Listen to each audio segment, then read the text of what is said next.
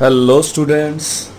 So today we will start our new chapter that is called surface chemistry.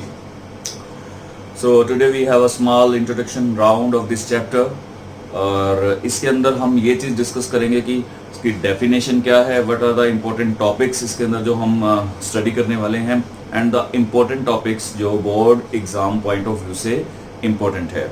So actually surface chemistry जो है that is the interaction of the surface phenomena.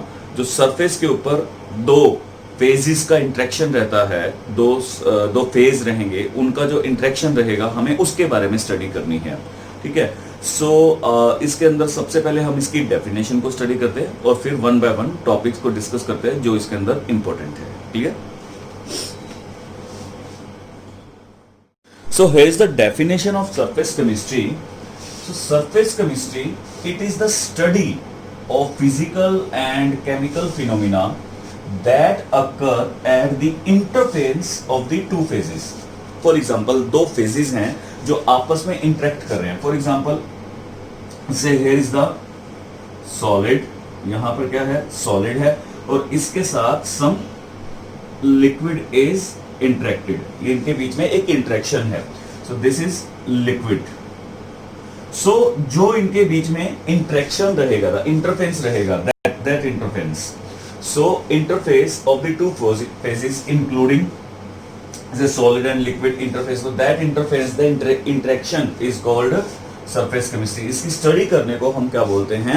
Surface chemistry बोलते हैं. सो ये interferences बहुत सारे हो सकते हैं. सॉलिड लिक्विड इंटरफेस जो जिसका आपके सामने एग्जांपल है, solid gas, if these are the gas particles. Solid के साथ जब गैस पार्टिकल्स स्टिक हो जाएंगे तो उसको क्या बोला जाएगा?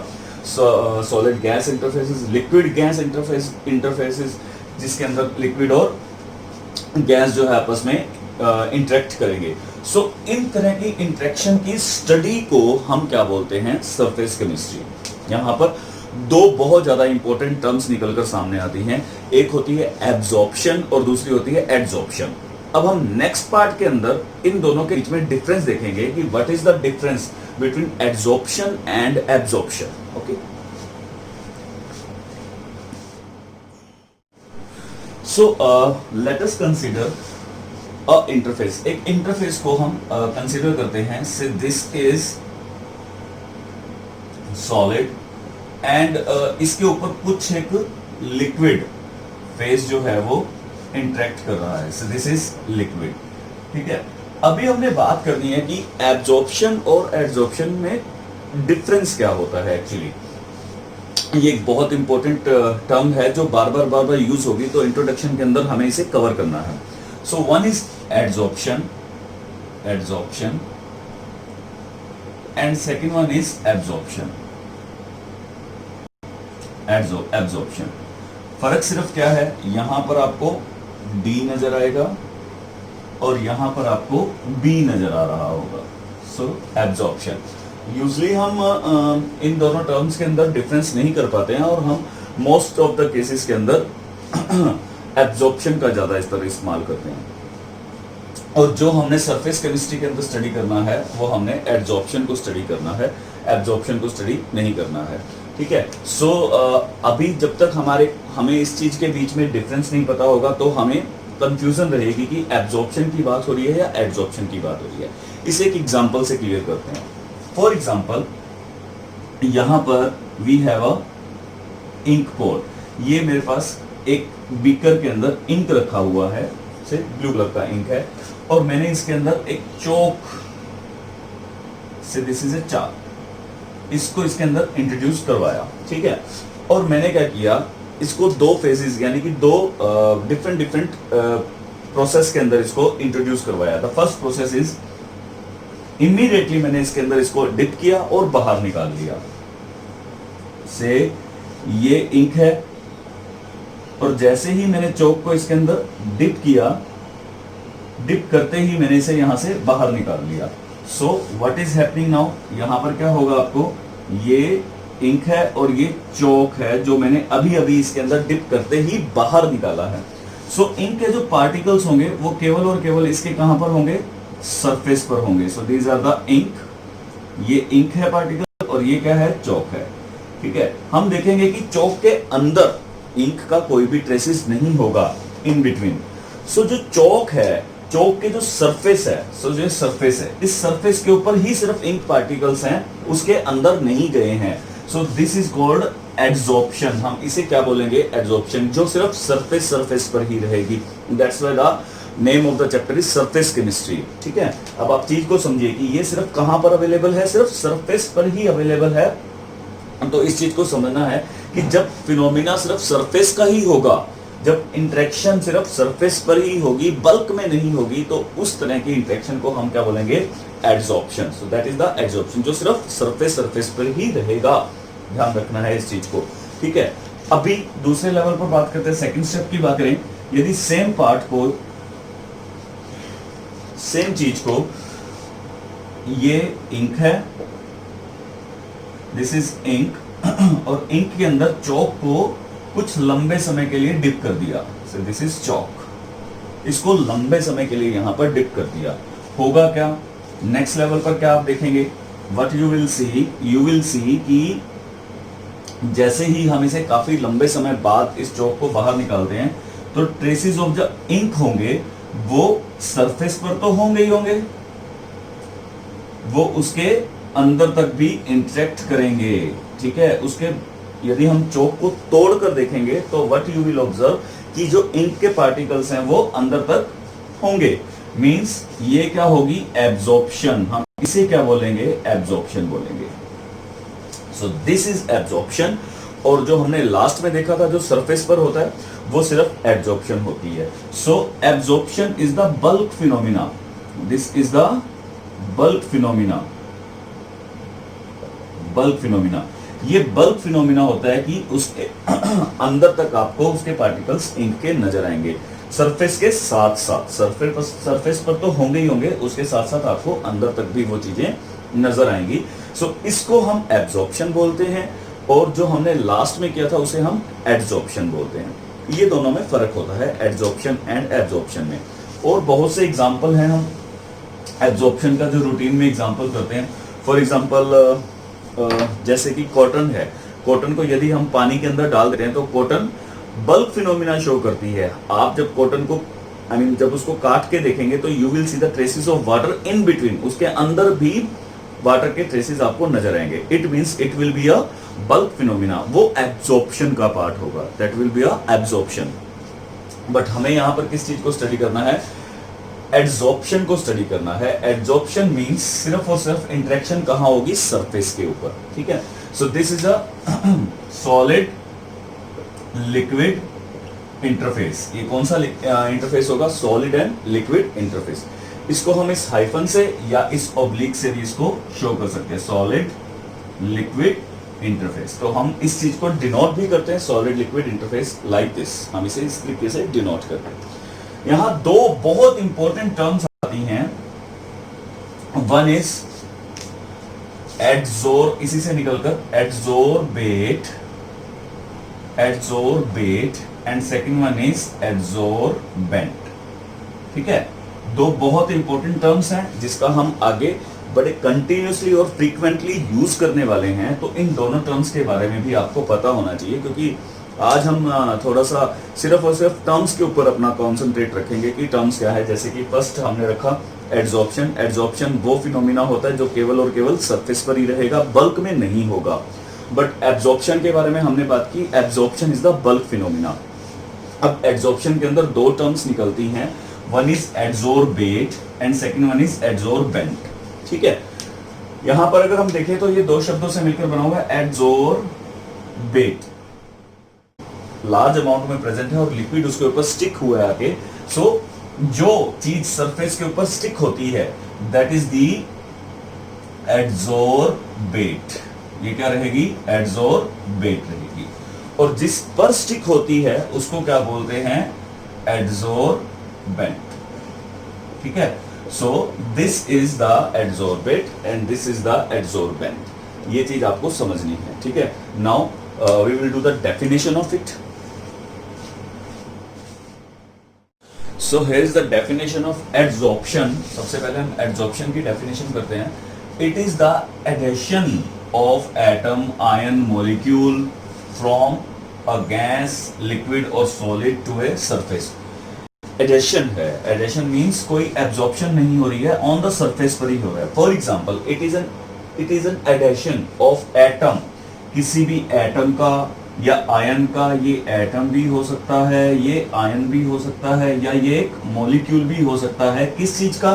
गैस का भी हो सकता है, लिक्विड भी हो सकता है, कोई सॉलिड भी हो सकता है. टू ए सरफेस, किसी भी एक सरफेस पर. सो से दिस इज ए सरफेस, ये कोई सरफेस है, से सॉलिड सरफेस है. और ये लिक्विड का कोई भी एक ऐसा एटम है या आयन है जो इसके ऊपर आकर एडहेसिव हो गया, यानी कि इसके ऊपर आकर स्टिक हो गया. सो that is called the adsorption. इसको हम क्या बोलेंगे? एडजॉर्प्शन. मींस होगा क्या? It create a thin film. यहां पर ये क्या क्रिएट कर रहा है? थिन फिल्म क्रिएट कर रहा है on its surface. You will see there is a thin film. Thin film, यहां पर ये इसके ऊपर एक थिन फिल्म क्रिएट कर रहा है अपने सरफेस के ऊपर. सो इस फिनोमिना को हम क्या बोलते हैं? एडजॉर्प्शन बोलते हैं. ठीक है, क्लियर. अभी बात करते हैं यहां से निकली दो टर्म्स की, that is called the adsorption. से जो दो टर्म्स निकलती हैं that is called the adsorbate and adsorbent. दो यहां पर टर्म्स हैं, वेरी इंपॉर्टेंट टर्म्स है, एडजोर्बेट एंड एडजोर्बेंट. इसको एक एग्जांपल से समझते हैं. से दिस इज अ सॉलिड, ये कोई सॉलिड है. यूजली सॉलिड के सरफेस के ऊपर ही जो है कुछ अलग फेस जो है वो स्टिक होता है, चाहे वो गैस का होगा, लिक्विड का होगा या वो सॉलिड का होगा. से इसके ऊपर ये फिल्म क्रिएटेड हो गई, दैट इज दी एडजॉर्प्शन का फिनोमिना हो गया. सो जो चीज स्टिक हो रही है उसको हम क्या बोलते हैं? That is called the adsorbate. ठीक है, और जिस पर स्टिक हो रही है उसको हम क्या बोलते हैं? एडजोर्बेंट. ठीक है, तो what will be the definition? इनकी डेफिनेशन क्या होगी एडजोर्बेट की? सो एडजोर्बेट की जो डेफिनेशन बनेगी, so that will be the substance that adsorb, the substance that adsorb, उसको हम क्या बोलते हैं? एडजोर्बेट. वो सब्सटेंस जो एडजोर्ब हो रहा है उसको हम क्या बोलते हैं? एडजोर्बेट. ठीक है, तो इसी बेसिस पर एडजोर्बेंट क्या होगा? Adsorbent will be the surface adsorb another substance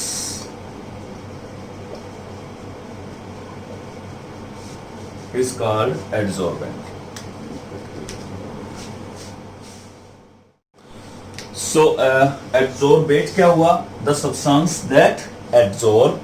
और adsorbent क्या हुआ? The surface basically which is solid which adsorb another substances. जो दूसरे substances को अपने ऊपर absorb करवाता है उसको क्या बोलते हैं हम? adsorbent. So this is solid mostly. in cases में ये क्या रहेगा? solid रहेगा. So that will be considered as adsorbent. और जो चीज उसके ऊपर स्टिक हो रही है, एडिशन में आ रही है, उसको हम क्या बोलते हैं? adsorbate. ठीक है, तो ये बहुत इंपॉर्टेंट टर्म्स है, याद रखनी है. एडजॉर्प्शन सबसे पहले किया हमने, एडजॉर्प्शन और एब्जॉर्प्शन के बीच में एक छोटा सा डिफरेंस किया.